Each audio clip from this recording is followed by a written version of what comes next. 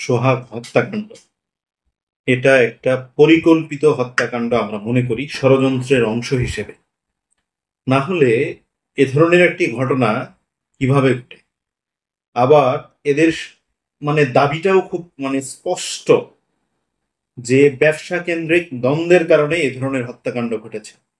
আমাদের কাছে এটা শুধু ব্যবসা কেন্দ্রিক দ্বন্দ্ব মনে হচ্ছে না, এটাকে রাজনৈতিক পরিমণ্ডলে কালার দেওয়ার জন্য একটা নীল নকশার মতো হতে পারে।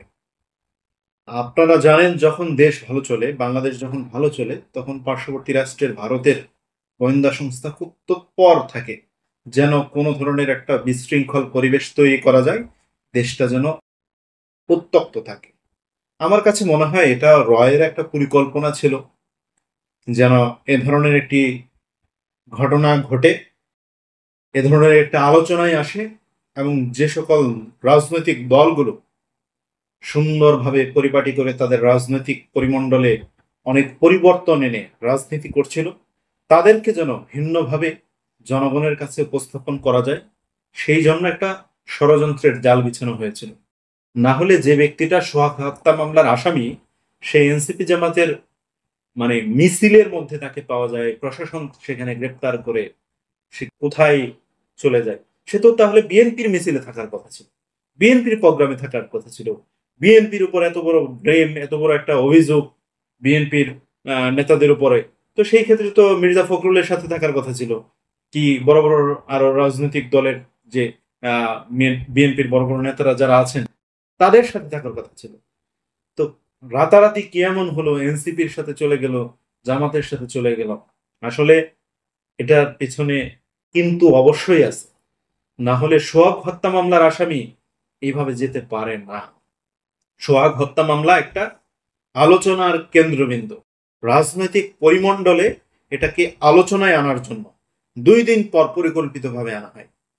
আমরা অত্যন্ত কষ্ট পেয়েছি, অনেক কষ্ট পেয়েছি, এবং এটার বিচার দাবি করছি, যেন সঠিক আসামি যারা যারা এই হত্যার সাথে জড়িত তাদের কাউকে ছাড় না দেওয়া হয়। জোর দাবি জানাচ্ছি সরকারের কাছে, অল্প সময়ের মধ্যেই যেন এই বিচার কার্যক্রমটি শেষ হয়, যেন 1 মাসের মধ্যেই, 1 মাস যেন না পার হয়, এই 1 মাসের মধ্যে যেন এই হত্যাকাণ্ডের বিচার সম্পূর্ণ হয়। তবে সঠিক তদন্ত করে সঠিক দোষী এবং যারা নিজ হাতে হত্যা করেছে এবং যারা পরিকল্পনা সাজিয়েছে, প্রত্যেককে আইনের আওতায় আনতে হবে। ভিন্নভাবে উপস্থাপন করার কোনো সুযোগ নেই। কোনো রাজনৈতিক দলকে, কোনো সামাজিক সংগঠনকে হেয় করার জন্য এই ধরনের ঘটনা ঘটিয়ে তাদের উপর চাপিয়ে দেওয়া, দায় চাপিয়ে দেওয়া, এটা ঠিক নয়। এর সাথে আমি আরেকটা কথা বলতে চাই। আপনারা জানেন, আমাদের পরিবেশ আপা উপদেষ্টা রেজওয়ানা হাসান, উনি একটা কথা বলেছেন যে আমাদের সরকারি দল এবং সরকার মব তৈরিতে এবং মবের সাথে জড়িত না। আমি ওনার কাছে একটা প্রশ্ন রাখতে চাই, অন্তর্বর্তীকালীন সরকার কোন দলের সরকার হয়েছে? ওনাদের দল কোনটা? কোন দলের রাজনীতি করে ওনারা ক্ষমতার চেয়ারে বসেছেন? এই বিষয়টা আমরা জানতে চাই। দেশের মানুষের প্রাণের দাবি, অন্তর্বর্তীকালীন সরকারটা কোন রাজনৈতিক দলের? এনসিপির, জামাতের, এবি পার্টির, আমজনতার, বিএনপির, না ভিন্ন কোনো রাজনৈতিক দলের? সরকারি দল। সরকারি দলটা কোনটা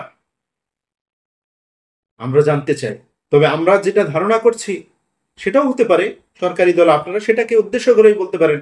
ডক্টর মোহাম্মদ ইউনূস সাহেব বলেছেন যে ওনাকে ছাত্ররা অ্যাপয়েন্ট করেছে, সরকার হিসেবে বসিয়েছে। আবার উনি বলছেন 24-এর গণঅভ্যুত্থানের মাস্টার মাইন্ড মাহফুজ। যেহেতু এই ধরনের কথা উনি বলে থাকেন, তাহলে ধরে নেওয়া যায় এনসিপির সরকার অন্তর্বর্তীকালীন সরকার। সেই জায়গা থেকে ওনারা মবের সাথে জড়িত না, ওনারা কোনো ধরনের অকারেন্সের সাথে জড়িত না, এটাই হতে পারে। তবে সোহাগ হত্যা মামলাটি, সোহাগ হত্যাকাণ্ডটি, এটি একটি পরিকল্পিত, এটি একটি বলতে পারি রাজনৈতিক পরিমণ্ডলে উত্তপ্ত পরিবেশ তৈরি করার জন্য ইচ্ছাকৃতভাবে এই ঘটনাটি ঘটানো হয়েছে, এবং কারো কাঁধে দায় তুলে দেওয়ার একটা অপচেষ্টা চলছে। আমরা মনে করছি এটা গোয়েন্দা সংস্থার একটা প্ল্যান ছিল, এবং এই প্ল্যানের সাথে কিছু ব্যক্তিরা জড়িত হয়ে গেছিল। এটা সুষ্ঠু তদন্ত এবং বিচার আমরা দাবি করছি। ধন্যবাদ।